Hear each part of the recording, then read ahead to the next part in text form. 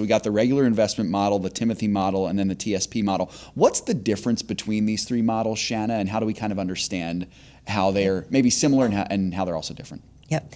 So my favorite is the investment model. That is where you're just going to be building your own portfolio.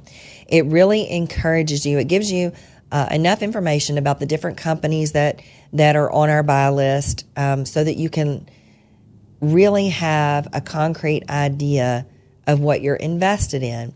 You know, if you're just invested in an index or a mutual fund that you don't know anything about, you don't really have a great idea of why it moves either up or down.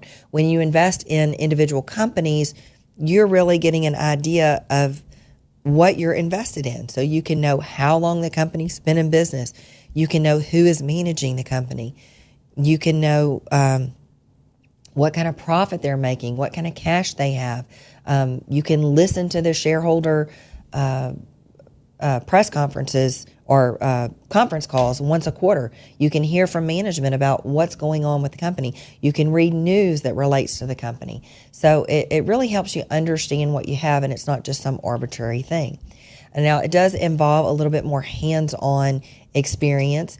If you don't feel like you have the time or the expertise to actually do that, and the whole idea of listening to a shareholder conference call really bores your socks off, then you can do something a little bit more hands-off.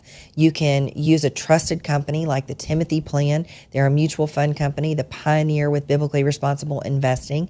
And you can use their mutual funds that are screened for biblically responsible activity. So you can be sure that you're not investing in anything that goes against your moral convictions. And you can use the funds and the ETFs to build your own model. Now, the TSP model is not biblically responsible. The reason that it's on our site is because sometimes that is the only option that government employees have. If you're in the military, if you work for the government, and that's a lot of people these days, you're in a TSP plan, and that's really your only choice with that money.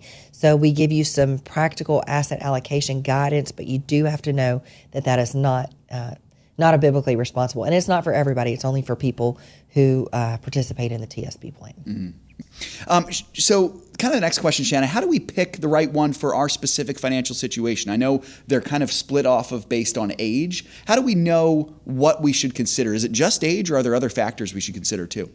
Yeah, so it's age. There's an age range attached to each one, but it also gives you kind of an objective, whether it's growth in income, income only, so on and so forth. It's kind of paired with the ages. So the age models are based on the assumption that you will retire at age 65.